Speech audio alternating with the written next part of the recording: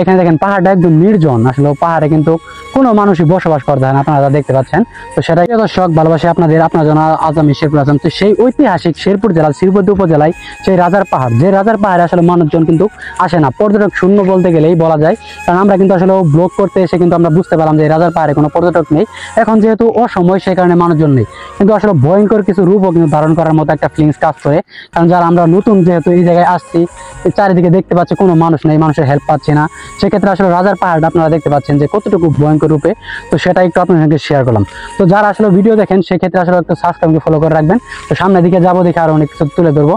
তো আপনারা দেখে থাকুন সবাই। আর বিষয়টা হচ্ছে এখানে প্রচুর পরিমাণ তাপ দেখতে পাচ্ছেন, শরীর কিন্তু একদম ঘেমে গেছে, অলরেডি অনেক বেশি কষ্টকর হয়ে যাচ্ছে। সামনের দিকে যাবো আর সামনে কিছু সুন্দরতা তুলে ধরার জন্য চেষ্টা করবো। সকলে দোয়া করবেন, কারণ রিক্সের এলাকার রিক্স, কারণ পাহাড় যেহেতু দেখতেন কোনো মানুষ নেই, মনের ভাবটা আপনার সঙ্গে শেয়ার করলাম। তো এখানে দেখেন পাহাড়টা একদম নির্জন, আসলে পাহাড়ে কিন্তু কোনো মানুষই বসবাস করতে হয় না, আপনারা দেখতে পাচ্ছেন। তো সেটা কিন্তু একটু আপনার সঙ্গে শেয়ার করলাম।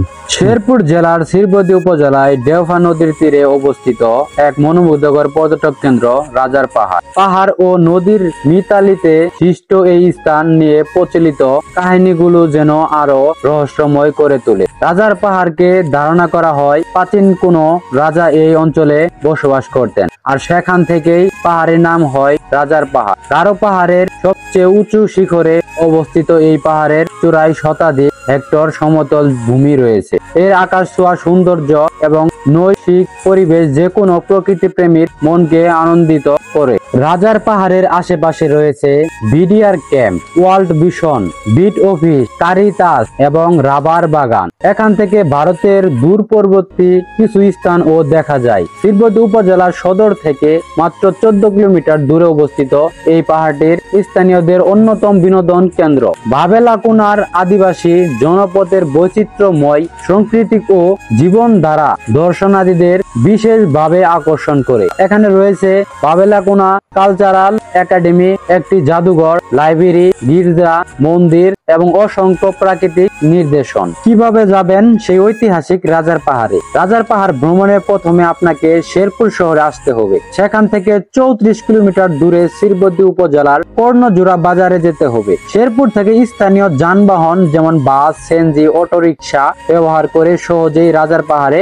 পৌঁছানো যায়। ঢাকার মহাখালী বাস টার্মিনাল থেকে ডিমল্যান্ড, আনন্দ, তুরাগ সহ বিভিন্ন বাস সার্ভিসের মাধ্যমে মাত্র 90 থেকে 140 টাকায় শেরপুর আসা যায়। ঝামেলা এড়াতে সরাসরি ডিমল্যান্ড স্পেশাল বাসে 500 থেকে 600 টাকায় এসি বা নন এসি বাসে ভ্রমণ করা ভালো। প্রতিদিন দুপুর 2টায় মহাখালী থেকে শেরপুরগামী এসি বাস ছাড়ে। রাজার পাহাড়ে এসে থাকবেন কোথায় সেটার ডিটেইলস অবশ্যই আপনার সঙ্গে শেয়ার করতে যাচ্ছি। ঢাকা থেকে দিনে এসে দিনেই রাজার পাহাড় দেখে ফিরে যাওয়া সম্ভব, তবে থাকার প্রয়োজন হলে শেরপুর শহরে 150 থেকে 500 টাকায় সাধারণ মানের গেস্ট হাউস পাওয়া যায়। মাঝারি মানের হোটেলগুলোর মধ্যে রয়েছে হোটেল সম্পদ ও কাকলি বর্ণালী গেস্ট হাউস, ভবানী প্লাজা 300 থেকে 500 টাকায়। এছাড়াও শেরপুরে সড়ক ও জনপথ সার্কিট হাউস, এলজিডি, এটিআই এবং পল্লী বিদ্যুতের নিজস্ব রেস্ট হাউস রয়েছে। শেরপুর শহরে এসে খাবেন কোথায়? শেরপুর শহরে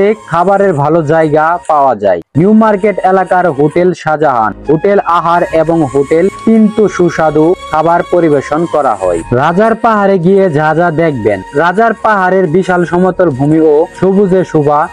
তো ভিউয়ার্স, আসলে আপনার সঙ্গে যেটা শেয়ার করলাম সেই রাজার পাহাড় থেকে আমরা এখন চলে যাচ্ছি, বিদায় নিচ্ছি। তো বিষয়টা হচ্ছে ভিউয়ার্স, আপনারা আসলে যারা রাজার পাহাড় কিন্তু পর্যটক শূন্য, কিন্তু এখানে চাইলে শ্রীবতী উপজেলায় কিছু করা উচিত মনে করি। আর আমরা যে রুট দিয়ে আসলাম, এখন যাওয়ার পথে আল্লাহ যেন আমাদের ভালো একটা অবস্থায় নিয়ে যায়। সেটা যেহেতু পাহাড়ে কিন্তু মানুষজন একদম কম, দেখেন মানে একদমই নিরিবিলি একটা জায়গা। আমি কিন্তু অনেক সাহস নিয়ে আসলাম, আপনার সঙ্গে সেই ব্লগের মাধ্যমে তুলে ধরলাম। তো বিষয়টা হচ্ছে যে পাহাড় সম্পর্কে আপনাদের যদি পরিবেশ, এমনকি হঠাৎ কোনো কিছু যদি চলেও যায়, মানে হঠাৎ করে যদি কোনো কিছু হঠাৎ করে কিছু বের হয়ে যায়, কিন্তু আতঙ্ক চারিদিকে দেখতে পাচ্ছেন, মানে দুপাশে কিন্তু আসলে নদীর মতো একটা ভাব, সেটা কিন্তু অবশ্যই আপনারা দেখতে পাচ্ছেন। তো আসলে আমরা যেহেতু আসছি রাজার পাহাড়ে, সেই রাজার পাহাড় থেকে কিছু চিত্র আপনার সঙ্গে শেয়ার করবো।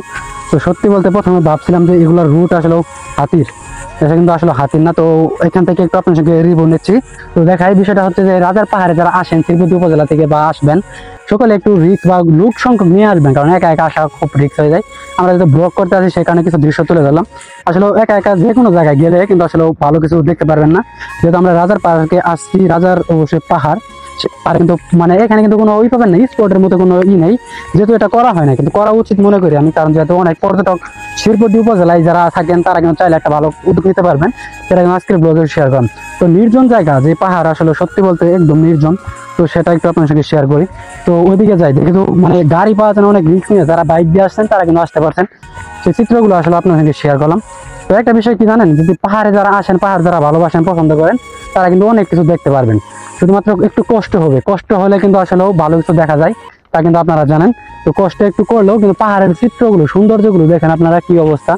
মানে রাজা পাহাড়, যে রাজা পাহাড়, এই রাজা পাহাড় কি কারণে করা হয়েছিল, সেই রাজা পাহাড় হচ্ছে একসময় মানে রাজারা থাকতো, তারা মন মানে একদম নিরাপদ থাকতো, কোনো মানে বিশৃঙ্খলা নেই, কোনো কিছু সমস্যা নেই। কিন্তু এখন কথা হচ্ছে যে মানে এখন যেহেতু পাহাড় হয়ে গেছে, সেই পাহাড়ে কিন্তু একটা নামকরণ করা হয়েছে রাজার পাহাড়। পাহাড়ের সমতল জায়গায় কিন্তু আসলে রাজারা নিরাপদ জায়গায় অবশ্যই খুঁজে বের করে তারা কিন্তু আসলে বাসস্থান করতেন। তো সেক্ষেত্রে আসলে রাজারা এখন নেই, কিন্তু এখন রাজার পাহাড় হয়ে গেছে। এই রাজার পাহাড় কিন্তু সিলেটের যে আপনারা সৌন্দর্য দেখেন বিভিন্ন, এই সিলেটের সৌন্দর্য থেকেও কিন্তু কোনো দিক দিয়ে কম নয়, কারণ যারা দূরদূরান থেকে আসেন, যারা বিশেষ করে উপরে থেকে অনুভব করেন এই রাজার পাহাড়টা, তারা কিন্তু বুঝতে পারবেন। আমরা যদি ঘুরতে ঘুরতে অবশ্যই আপনাদেরকে শেয়ার করে চলে আসলাম। প্রথম শুরু দিকে আসলে অনেক বেশি মানে বই কাজ করছে, এখন কিন্তু আসলে ওই কাজ করতেছে না, কারণ যেহেতু পাহাড়ের আমরা এখানে ঘোরাফেরা করে চিত্র তুলে ধরতেছি। আসলে একটা সময় যে পাহাড়ের জঙ্গলিগুলো থাকে, যে জঙ্গলি, তারা কিন্তু আসলে চাইলে একটা মানে এখন কিন্তু এইভাবে নেই, কিন্তু হঠাৎ করে যদি পাহাড় থেকে বেরিয়ে আসেন, তো আসলে এই পাহাড়ে যখন আসলে জঙ্গলি যদি হঠাৎ করে একটা বের হয়ে যেত, আমরা কিন্তু আসলে ভয় পেয়ে যেতাম, কারণ যেহেতু আমরা উপজেলার সঙ্গে কালচারের সঙ্গে চলাচল খুব কম। বাইচান্স দেখবেন পাহাড়ের ভিতরে মানুষজন, হঠাৎ করে একটা মানুষ যদি যাইতো, সেটাও কিন্তু একটা ভয় কাজ করতো, কারণ এই পাহাড়ে নিরিবিলি পাহাড়ে একমাত্র কিন্তু আমরাই, আর কেউ নাই। কারণ ওইদিকে আবার মামারা আছে যারা আসলে অন্য ধর্মের, তারা কিন্তু আসলে আমাদেরকে দিক নির্দেশন দিলেন, কিন্তু কথা হচ্ছে অনেক দূরে। এই পাশে একটা মানুষ আমি দেখলাম না, একবার চিন্তা করে দেখছেন, আসলে পাহাড়ের জঙ্গলিরা কিন্তু এখন আর বসবাস করেন, আগে কিন্তু একটা সময় করতো। তো আসলে রিস্ক নিয়ে আসে আজকে আপনার সঙ্গে ব্লগে শেয়ার করলাম। তো আসলে বিষয়টা হচ্ছে যে মানে মানে এটা বিশেষ করে শ্রীপতি থেকে আসতে গেলে কিন্তু আসলে 14 কিলোমিটার, এই 14 কিলোমিটার অতিক্রম করে যারা বাইক করে আসতে পারবেন, মানে শ্রীপতি থেকে কাছে, তারা কিন্তু আসলে উপলব্ধি করতে পারবেন। তো আপনার সঙ্গে শেয়ার করলাম। আর একটা বিষয় হচ্ছে, পাহাড়ে কখনো মানে একা আসবেন না, বা 2 জন 3 জন আসবেন না, আসলে একসঙ্গে একবারে 15 জন 10 জন এরকম ভাবে আসবেন, তাহলে অনুভব করতে পারেন পাহাড়ে আসলে মজা পাবেন, ভালো লাগবে। তো কথা হচ্ছে যে এই পাহাড়ের সৌন্দর্য, এই আকাশ, আর এমনকি পাহাড়টা উপরে থেকে ড্রোন ক্যামেরা ছেড়ে দিলে কিন্তু আরো সবচেয়ে সুন্দর অনুভব হতো। তবুও আপনার সঙ্গে শেয়ার করতেছি আজকের এই ব্লগ। আসলে ভিউয়ার্স, যারা আসলে ভিডিও দেখেন আমাদের, শুধুমাত্র ভিডিও দেখলে হবে না, ভিডিওর সঙ্গে সঙ্গে কিন্তু আমাদের অবশ্যই ফলো এবং সাবস্ক্রাইব করে রাখতে হবে। প্রচন্ড পরিমাণ রিস্ক নিয়ে কিন্তু অনেক কষ্ট করে কিন্তু আজকে এই ব্লগটা আপনার সঙ্গে শেয়ার করলাম। তো সামনের দিকে যাবো, সামনের দিকে গিয়ে আসলে কিছু তথ্য আপনার সঙ্গে দেবো। তো আসলে পাহাড়ির কিছু চিত্র, আসলে নির্জন এলাকায় এত বড় একটা সাহস নিয়ে আসছে, এটা কিন্তু অনেক বড় কিছু ভিউয়ার্স, কারণ 2 জন মানুষ কিন্তু আসছে এখানে কিন্তু আসলে বেশি লোক নেই, কারণ বাই চান্স হঠাৎ করে একটা মানুষ, দেখেন না গ্রামে কিছু মানুষ ভয় দেখা, হঠাৎ করে যদি পাহাড় থেকে হয়ে বাইরে, তো আমরা কিন্তু আসলে স্টক করে ফেলতাম অলরেডি ভিউয়ার্স, আপনারা জানেন। তো আসলে যেহেতু আমরা আসলাম নিরাপদ জায়গা, নিরাপদে আসলে মোটামুটি মাঝে মাঝে পাখির আওয়াজ মানে অনেক ভয় কাজ করে ফেলে ভিউয়ার্স। তো পাখি যেহেতু 2 সাইডে যায়, মাঝে মাঝে শব্দ করে, সেই শব্দটা কিন্তু আসলে অনুভব করার মতো। তো আসলে বিভিন্ন প্রজাতির আসলে পশু পাখি এখানে থাকে, সবকিছু তো আর আমাদের ক্যামেরাতে দেখা যাচ্ছে না, কিন্তু কথা হচ্ছে যে অনেক কিছু থাকে এখানে, ভয়ঙ্কর কিছু সাপ, মানে যেহেতু পর্যটক নেই, মানুষজন হঠাৎ করে আসে, বাই চান্স থাকতেই পারে, অজগর সাপও থাকতে পারে এখানে, বিভিন্ন ভয়ঙ্কর প্রাণীও থাকতে পারে। তো সেটা কিন্তু অবশ্যই আপনারা দেখতে পারলেন। আর একটা বিষয় হচ্ছে যে অর্জুন গাছ, এই পাহাড়ে অর্জুন গাছ কিন্তু প্রচুর, সেই অর্জুনের ছাল নিয়ে কিন্তু আসলে মানুষ মানে কাজ করে, আর এইগুলো নিয়ে কিন্তু আসলে মানে মানুষের ভালো কিছু কাজে লাগে, ওষুধের কাজে লাগে, সেটা কিন্তু আপনারা দেখতে পাচ্ছেন। তো আসলে পাহাড়ের নির্জন জায়গায় আসলে মানুষ একদম শূন্য, এই পাহাড়ে আপনাকে অবশ্যই ছেড়ে দিলে আপনি কি একা থাকতে পারবেন কিনা সেটা আমি জানি না, কিন্তু আসলে বসবাস করা অনেক কঠিন। এগুলো সবগুলো কিন্তু অর্জুন গাছ, এই অর্জুন গাছের ছালগুলো নিয়ে কিন্তু আসলে ঔষধি গাছ বলা হয় এগুলাকে, অর্জুন গাছকে। তো আপনারা যেখান থেকে আসলে ভিডিও দেখতেছেন, আসলে অনেক জায়গায় তো ঘোরাফেরা করলাম, পাহাড়ের নির্জন জায়গায় কিন্তু আসলে উপস্থিত হলাম না। তো ছাল কিন্তু অলরেডি দেখতে পারেন, এই অর্জুন গাছের মানে এই অর্জুন গাছের কিন্তু দাম থাকতো না, কারণ এই গাছটা যদি উপকার না হতো, চিন্তা করে দেখেন, এই যে আবার কিন্তু ছাল হচ্ছে নতুন করে, মানে এটা কিন্তু অস্বাভাবিক, এটা অসাধারণ একটা কাজ, কারণ ছিলার পর আবার যখন মানে ছাল হবে, এটা কিন্তু আসলে দেখার মতো। তো আপনার সঙ্গে শেয়ার করলাম যে অর্জুন গাছের ছাল নিয়ে আসলে অনেক জায়গায় অনেক কিছু করে মানুষ, ওষুধের গাছে কিন্তু অবশ্যই কাজে লাগে।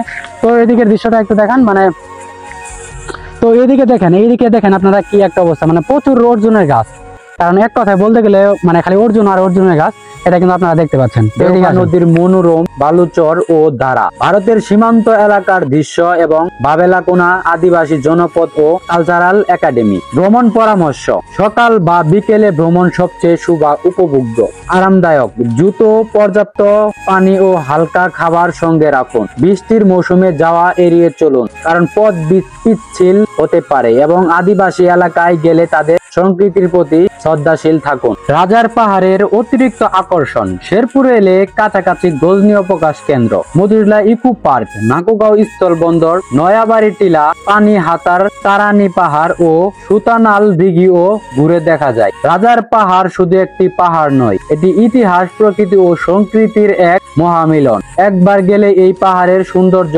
আপনাকে বারবার ফিরিয়ে আনবে। পাহাড়ের রাজা খ্যাত রাজার পাহাড় শেরপুর মেঘালয় সীমান্তে অবস্থিত। টারশিয়ারি যুগে হিমালয় পর্বত সৃষ্টির সময় বাংলাদেশের উত্তর ও উত্তর পূর্বাঞ্চলের পাহাড় ও পর্বত সমূহ সৃষ্টি। বাংলাদেশের উত্তরের পাহাড় সমূহ ভারতের মেঘালয় রাজ্যের সাথে। জামালপুর, শেরপুর, ময়মনসিংহ, নেত্রকোনা, সুনামগঞ্জ, সিলেট জেলার সীমান্তবর্তী এলাকা দিয়ে বিস্তৃত। ময়মনসিংহ বিভাগের সীমান্তবর্তী এই পাহাড়গুলোতে প্রধানত গারো উপজাতি বাস করে বলে এই পাহাড়গুলো গারো পাহাড় নামে সর্বাধিক পরিচিত। গারো পাহাড়ের উচ্চতা 30 থেকে 90 মিটার, গড় উচ্চতা 60 মিটার, সর্বোচ্চ উচ্চতা 244 মিটার। বাংলাদেশের গারো পাহাড়ের অধিকাংশ পাহাড়গুলো শেরপুর জেলার নালিতাবাড়ি, ঝিনাইগাতি, শ্রীবদ্দী উপজেলার উত্তর সীমান্তে অবস্থিত। সৌন্দর্যের এক অপরূপ লীলাভূমি এই গারো পাহাড়। মাঝে মাঝে ছোট বড় অসংখ্য টিলার অন্যতম বৃহত্তম পাহাড় রাজার পাহাড়। শেরপুর জেলা শহর থেকে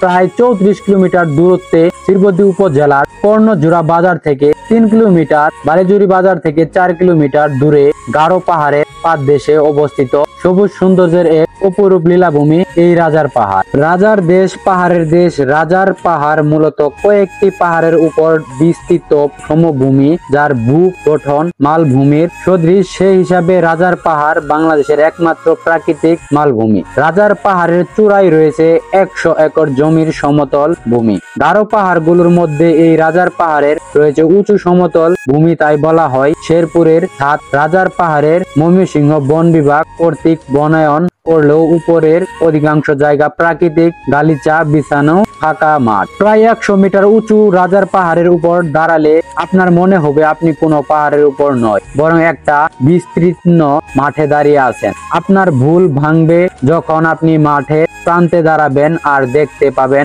নিচে গভীর খাত আর অবারিত সবুজের মহা সমারোহে ঢেউ খেলানো পাহাড়। রাজার পাহাড়ের প্রধান আকর্ষণ বৈশিষ্ট্য হলো এটা সম্পূর্ণ প্রাকৃতিক, কোনো কৃত্রিম অবকাঠামোর ছোঁয়া এখনো লাগেনি, নেই কোনো যান্ত্রিক কোলাহল। কিংবদন্তি রয়েছে প্রাচীনকালে এক গারো উপজাতি রাজার বাসস্থান ছিল।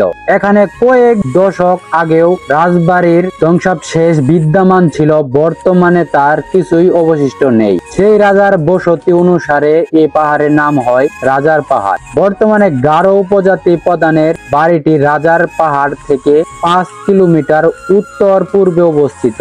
80-র দশকে পাগলা দারোগা নামে জৈন এক ব্যক্তি এই রাজার পাহাড়ের চূড়ায় গিয়ে বসবাস শুরু করেন। তিনি মারা গেলে এখনো তার ছেলে মেয়েরাও টিলার পাদদেশে এখনো বসবাস করেছে। তাদের সাথে আরো কয়েকটা বাঙালি বসত লক্ষ্য করা যায়। এই পাহাড়ের সৌন্দর্যকে আরো মায়াবী করতে এর পাশ দিয়ে বয়ে গেছে অপরূপ দেওফা নদী। শান্ত শীতল স্রোত ধারা এখানে বয়ে চলছে নিরবধি। গ্রীষ্মকালে নদীর জল শুকিয়ে গেলেও প্রায় সব সময়ই এর পানি প্রবাহ লক্ষ্য করা যায়। নদী আরো সৌন্দর্যের অপরূপ লীলাভূমি। রাজার পাহাড় যেন ঐশ্বরিক স্বপ্নপুরী। এখন আর রাজা নেই, তবু আছে রাজার পাহাড়। রাজার পাহাড় এলে নৈসর্গিক সৌন্দর্য উপভোগের পাশাপাশি ঘুরতে পারেন। এখন জানতে পারবেন রাজার পাহাড়ে কি বৈদ্যুতিক লাইন রয়েছে। রাজার পাহাড়ে বিদ্যুৎ সংযোগের অবস্থা জানা না গেলেও শেরপুরের গারো পাহাড়ের পল্লী বিদ্যুতের ঝুঁকিপূর্ণ ও অবৈধ সংযোগের কারণে বন ও বন্য প্রাণী হুমকির মুখে পড়েছে বলে সময় নিউজ ও সময়কাল সূত্রে জানা গেছে, যা রাজার পাহাড় সংলগ্ন অঞ্চলে বিদ্যুৎ বিদ্যুৎ সরবরাহের ক্ষেত্রে উদ্বেগজনক পরিস্থিতি তৈরি করতে পারে। বিদ্যুৎ সংযোগের বর্তমান অবস্থা। যদিও রাজার পাহাড়ের সরাসরি বিদ্যুৎ সংযোগের কোনো তথ্য পাওয়া যায়নি, তবে শেরপুর জেলার শিরবদ্দি উপজেলার অন্তর্গত গারো পাহাড় অঞ্চলে পল্লী বিদ্যুতের ঝুঁকিপূর্ণ এবং অবৈধ সংযোগের কারণে বন ও বন্যপ্রাণী হুমকির মুখে পড়েছে বলে সময় নিউজ সূত্রে জানানো হয়েছে। এই অবৈধ সংযোগগুলো অতিরিক্ত অর্থের বিনিময়ে দেওয়া হচ্ছে এবং এর ফলে বনাঞ্চল ও বন্যপ্রাণীর ক্ষতি হচ্ছে, যা রাজার পাহাড় সংলগ্ন এলাকার জন্য একটি উদ্বেগ বিষয়। কেন এটি গুরুত্বপূর্ণ? রাজার পাহাড় একটি পর্যটন কেন্দ্র এবং এর আশেপাশের এলাকা প্রাকৃতিক সৌন্দর্যের ভরপুর। যদি বিদ্যুৎ সংযোগের ক্ষেত্রে এমন ঝুঁকিপূর্ণ ও অবৈধ প্রক্রিয়া চলতে থাকে, তাহলে তো কেবল বনাঞ্চল ও বন্য প্রাণীর জন্যই নয়, বরং ওই অঞ্চলের প্রাকৃতিক পরিবেশ ও জীব বৈচিত্র্যের জন্যও ক্ষতিকর হতে পারে। করণীয়: এ বিষয়ে আরো তথ্য পেতে স্থানীয় পল্লী বিদ্যুৎ সমিতি এবং পরিবেশ অধিদপ্তর বা বন বিভাগের সাথে যোগাযোগ করতে যেতে পারে। আগুন দিয়ে কোনো প্রাণীকে শাস্তি দেওয়ার অধিকার পৃথিবীর কারো নেই। এমনকি কারো মৃত্যুদণ্ড কার্যকর করার মতো জঘন্য অপরাধ সাব্যস্ত হলেও ইসলামী শাসক তাকে আগুনে পুড়িয়ে মৃত্যুদণ্ড দিতে পারবেন না, কেননা আগুনে পুড়িয়ে শাস্তি দেওয়ার অধিকার একমাত্র আল্লাহ। এই শেরপুর জেলায় শিরবদ্দি উপজেলায় রাজার পাহাড়, সেই রাজার পাহাড়ে কিন্তু আসলে কিছু দৃশ্য আপনাকে তুলে দিলাম ব্লগের মাধ্যমে। তো ব্লগটা কেমন লেগেছে সেটা অবশ্যই কমেন্ট করে জানাবেন। আজকের এই নির্জন জায়গা থেকে নির্জন ভাবে এই ব্লগটা শেষ করেছি। তো ভালো থাকবেন, সুস্থ থাকবেন, দেখা হবে নেক্সট কোনো নতুন ব্লগে। আজকের মতো এখানে বিদায়, আল্লাহ হাফেজ।